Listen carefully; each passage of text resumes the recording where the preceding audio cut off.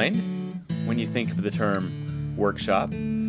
For some, perhaps, a carpenter's workshop, while others might think of Santa's workshop, where busy little elves are actively engaged in creating toys for children.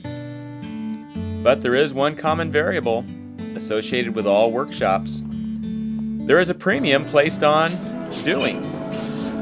Let's take a closer look at a workshop, in this case, a lock shop. There is almost always a buzz of excitement taking place when you walk into a workshop. Workers wearing safety goggles are actively engaged in various individual tasks, working at their own pace, and spread out across the room with tools in their hands, creating, constructing, and in some cases, repairing. You couldn't have planned Workshops that are busy, noisy, and messy. In a carpenter's workshop, there is sawdust on the floor. In this workshop, metal shavings. When you build, create, and construct, it gets a little messy. And that's okay. That's to be expected in a workshop. The appropriate tools are plentiful and accessible for the technicians to use when needed. At first glance, a workshop may appear to be a free-for-all, lacking structure. But when you zoom in and take a closer look at what's really happening, you see that much is taking place. While one individual is cutting a key, another is making a lock for that key, while yet another is constructing a placement plan for each individual lock. Each task performed within the workshop is of great value, and each worker has an understanding of why. The work is purposeful and meaningful. In a workshop, there is always a master technician to guide, teach, and mentor each worker. An apprenticeship relation exists. The master inspires and encourages the apprentices and takes his or her place alongside them, occasionally picking up a tool to model effective usage and technique. While the master teacher may provide necessary guidance and mentoring, he or she is careful not to take over the construction of the project. Ownership belongs exclusively to the apprentice. Let's shift our focus now to another workshop, much like the one that we have just observed, a writer's workshop in a classroom community. Preparing a classroom workshop that supports readers and writers requires the same level of planning, preparation, and organization that the lock shop would demand. Dating back to the days of the little one-room schoolhouse, many classroom environments are set up where children are seated in rows of desks, in isolation, staring at the backs of each other's heads as they gaze toward the front of the room, where the teacher is often found presenting information to children. Learning theorists refer to this as a transmission framework for teaching and learning. In a transmissionary view of teaching and learning, there is a notion that knowledge can be transmitted or handed down from one person to another. Students are asked to read and listen attentively to knowledge presented through prescribed curriculum and pre-formulated scripted teaching episodes, where they later will be asked to reproduce that knowledge, often in the format of a worksheet. Within this rigid framework of teaching and learning, the possibilities are restricted, limited, and defined by the prescripted boundaries of the curriculum. Alfie Cohen describes a learning by transmission framework in this regard. In many cases, teachers may come to realize that the default approach to instruction has the effect of inculcating passivity, with students spending most of their time swallowing right answers and then spitting them right back out on command.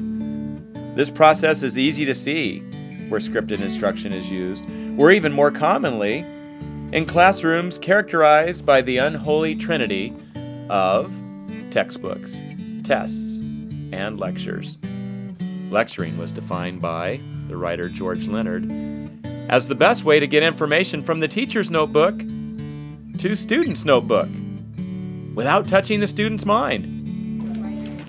He goes on to state, there is a striking difference between a lesson and over time a classroom, whose purpose is to train students teacher provide correct responses, and one whose purpose is to promote deep understanding. This type of classroom culture could never support a workshop approach to teaching and learning. Children are not passive receivers of information, nor should they be treated as such. In a workshop, knowledge is created and recreated through the process of people working together in an environment where a premium is placed on doing. Lenzmeyer, in Powerful Writing, Responsible Teaching, emphasizes that teachers use the loosening of linear time to concentrate action in the workshop on points of crisis, moments saturated with significance and meaning. When teachers shift from a transmissionary view of learning, which is launched each day through episodes of scripted teaching and scripted lessons, and move toward a constructivist approach that drives the workshop, moments saturated with meaning, purpose, and value will occur with great regularity. If kids are going to develop as writers, they need time to write, daily. Writing is like other accrued skills. You get better at writing by writing, just like you get better at skateboarding by skateboarding, and shooting free throws by shooting free throws. When you place a premium on doing, you have to make it a priority to give them the time for doing. For some, a workshop climate will require a shift in thinking. In a workshop, the classroom belongs to the kids. While the role of the teacher is critical to success, the teacher's role is de-emphasized. It's not about the teacher. It's about the students, the writers. The teacher is not under the spotlight. Prescribed curriculum, worksheets, teaching to objectives within a task-analyzed, linear, rigid, teacher-dominated framework does not have a place within a workshop. Just because it is easier, we cannot fall into the trap of letting prepackaged and pre-formulated materials do our thinking for us. Ralph Peterson and Mary Ann Eads said it well in Grand Conversations. We cannot abdicate the responsibility for educating minds and hearts and imaginations to such materials. In a workshop, Lenzmeyer points out, the teacher abandons her monologue and follows the child, takes up new supportive relations in order to encourage, amplify, intuit the beginning, whispered, unuttered future words of the next generation. The workshop is a place rich with the voices of children and adults. Just as apprentices in the lock shop learn their craft under the guidance of the master locksmith, so it is with young writers. In a workshop, everyone is a writer. Young writers working side by side with their mentors, classroom teachers who live and lead writerly lives. Do not underestimate the value of the teacher as a writer. It's difficult to inspire others to accomplish what you are not willing to try. A wise man once said, "You can't lead where you ain't going." We can compare the development of young writers by looking closely at the climate and other learning-related circumstances. I have a friend who recently took up golf. He actually claims to be rather good at it. After much time at the practice range and on the golf course, he and his wife decided that if they spent time golfing together, they could increase the amount of time they saw each other during their busy lives. Before you could blink your eyes twice, Scott's trip to the golf course became a family affair. He was investing now in golf clubs for his wife, Julie, and their two sons, Brandon and Tyler. At first, Julie and the boys felt awkward and somewhat overwhelmed at the thought of even making contact with the ball, but soon they found themselves on the golf course playing a real game, using real clubs and even speaking the universal language spoken among golfers, striving for par, asking for mulligans, and taking a drop when their ball splashed into the water. How did the Ritter family become a family of golfers? Scott points out the obvious. Because he has a passion for the game, Scott was able to transmit that passion to his entire family. Scott's description around the dinner table of the shot of the day, coupled with the really cool golf shoes worn on game days, offered too much of an attraction to resist. they immediately formed a small community of golfers. They encouraged each other at the practice tee and celebrated personal accomplishments while on the golf course, high-fiving each other when a practice tee strategy was successfully applied in the context of a real game. They were in it together and could refer and depend on each other for support. They had experienced mentors to turn to while learning the game. They became friends with the local golf pro and received several mini lessons on a weekly basis. And finally, at least once a week, they played on a real golf course, complete with manicured greens, golf carts, sand traps, and water hazards. Scott was wise enough to recognize that without an authentic experience to keep them motivated, a steady diet of drills and skill work on the practice tee would turn them off from the sport, perhaps forever. Scott's wisdom in nurturing a family of golfers has also been applied to the nurturing and development of young writers at Zaharis Elementary School. The same enthusiasm and passion that Scott brings to the golf course is brought to his writing workshops. He can be found writing alongside his students, speaking and communicating with each of them through a common writerly language, creating for each of them a point of tension where all learning takes place. "Don't be afraid to fail" is a rally cry for all learners at Zaharis School.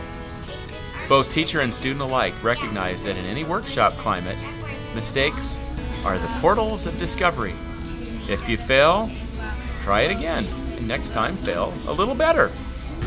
There will be days to celebrate where the writer will demonstrate command of the perfect choice of words while applying crafting techniques and text structures that would make any writer proud, and other days where they will hit the proverbial wall and find themselves staring at the ceiling tiles, wondering when the inspiration will arrive. That's okay. In golf, it's the one shot that Scott proudly shares at the dinner table that keeps him going back to the golf course over and over again.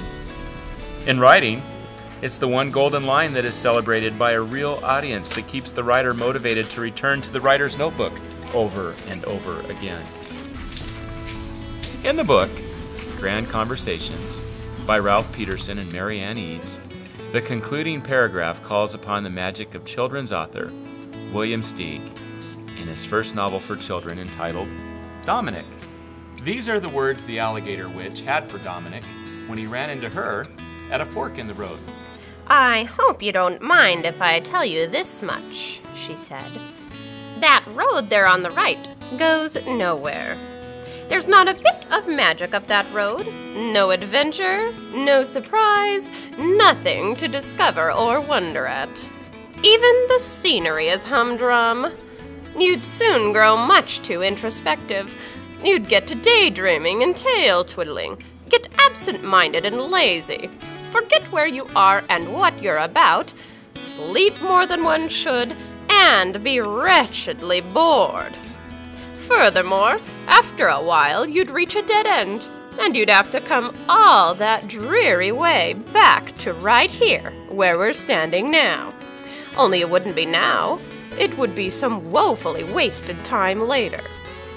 Now, this road, the one on the left," she said, her heavy eyes glowing, "this road keeps right on going, as far as anyone cares to go. And if you take it, believe me, you'll never find yourself wondering what you might have missed by not taking the other. Up this road, which looks the same at the beginning but is really ever so different, things will happen that you never could have guessed at. Marvelous, unbelievable things. Up this way is where adventure is. I'm pretty sure I know which way you'll go."